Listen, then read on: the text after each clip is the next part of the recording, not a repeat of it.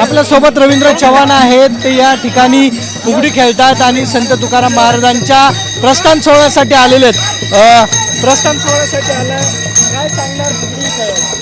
खरं तर आज माऊलींच्या दर्शनाने आम्ही सर्वजण प्रतिवर्षाप्रमाणे या ठिकाणी आलो आणि देशातील आणि महाराष्ट्रातील सर्व लोकांवरती यानंतरच्या काळात कोणतंच संकट येऊ नये आणि संकटापासून सर्व लोकांचं रक्षण करावं हे माऊलीकडे आज साकडं घातलं. काय वाटलं? आठवणी तुमच्या ताज्या झाल्या, तुम्ही फुगडी खेळलात.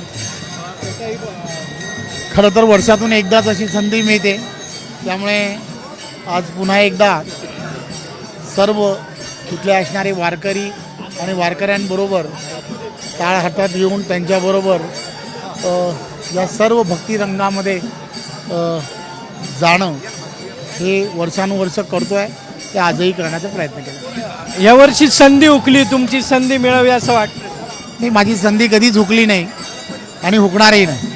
नक्की आपल्यासोबत रवींद्र चव्हाण होते, ते म्हणतात संधी हुकली नाही आणि हुकणारही नाही.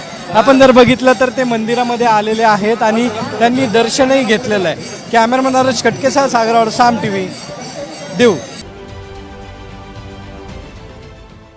देश विदेशातील प्रत्येक घडामोडींचे लाईव्ह अपडेट मिळवण्यासाठी आता साम टीव्हीच्या सर्व सोशल मीडिया प्लॅटफॉर्मला लाईक, फॉलो आणि सबस्क्राईब करा.